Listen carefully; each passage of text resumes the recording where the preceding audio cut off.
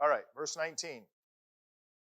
When her owners realized that their hope of making money was gone, they seized Paul and Silas and dragged them into the marketplace to face the authorities. They brought them before the magistrates and said, "These men are Jews and are throwing our city into an uproar by advocating customs unlawful for us Romans to accept or practice." And the crowd joined in the attack against Paul and Silas, and the magistrates ordered them to be stripped and beaten with rods. After they had been severely flogged, they were thrown into prison, and the jailer was commanded to guard them carefully. When he received these orders, he put them in the inner cell and fastened their feet in stocks. Now, notice that the real reason they dragged Paul into the city square was because their money-making machine was no longer able to predict the future. But that's not what they say to the people of the city to get the city all riled up. What they accuse Paul of is that they are Jews. Maybe they were appealing to feelings of anti-Semitism among the Romans, and that they are advocating customs or a religion that the Romans can't accept. Rome needed to approve any cult or religion, and the accusation is that Rome had not approved of what Paul was advocating here, and so the Romans couldn't participate in it, and there shouldn't be any part of it, and they should shut it down. And so that's what they're trying to do, shut Paul down. And it says that because of the uproar, they ordered that Paul and Silas be stripped and beaten with rods and flogged. What does it mean to be beaten with rods and flogged? So think about what they went through. It says, then they're thrown into a prison cell, and the jailer understands how dangerous these prisoners are, so he puts them in the inner cell, and he puts their feet in stocks so that they aren't going anywhere. Verse 25, about midnight, Paul and Silas were praying and singing hymns to God, and the other prisoners were listening to them. Suddenly, there was such a violent earthquake that the foundations of the prison were shaken. At once, all the prison doors flew open, and everyone's chains came loose. The jailer woke up, and when he saw the prison doors open, he drew his sword and was about to kill himself because he thought the prisoners had escaped. But Paul shouted, "Don't harm yourself. We are all here."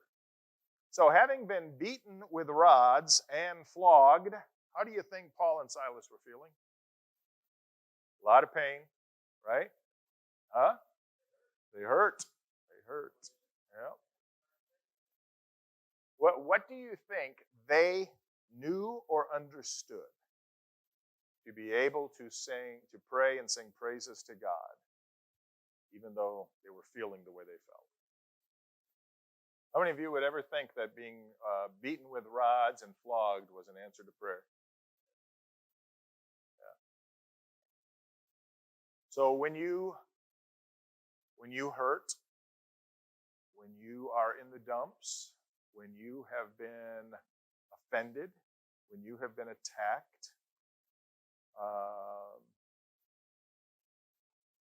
falsely accused, yeah.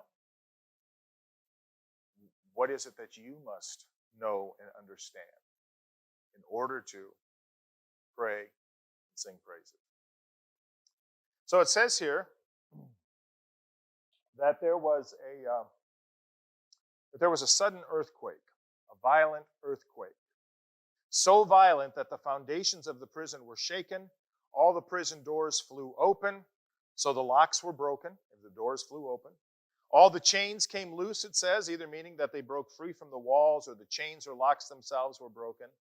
And it seems that there's two possible ways this earthquake worked. One possibility is that it was just confined to the prison, because there's no further mention of this earthquake. Okay? It doesn't talk about people running around in the streets. It doesn't talk about people experiencing it or trying to recover from it. Or it is possible that the entire region felt the earthquake, and that some people thought, this earthquake happened because of what we've done to Paul and Silas. Because the very next morning, the magistrates come and tell Paul and Silas, "You can go now." So maybe, we don't know. We don't know. Apparently, the earthquake awakened the jailer, and when he saw the prison doors were open, he was about to commit suicide because his job was to keep the prisoners, and he had failed, and so his reputation was ruined. But Paul yelled out and let him know that all the prisoners were still there. How do you think, Or why do you think the other prisoners stuck around? I understand Paul and Silas sticking around, right? Because they knew what would happen to the jailer if they didn't. But you got, you got these gangbangers over here. You got the thieves over there. You got the carjacker. And they stuck around too. Okay, verse 29. So it says, the jailer called for lights, rushed in, and fell trembling before Paul and Silas. He then brought them out and asked, sirs, what must I do to be saved? They replied, believe in the Lord Jesus, and you will be saved, you and your household. Then they spoke the word of the Lord to him and to all the others in his house. At that hour of the night, the jailer took them and washed their wounds. Then immediately he and all his household were baptized.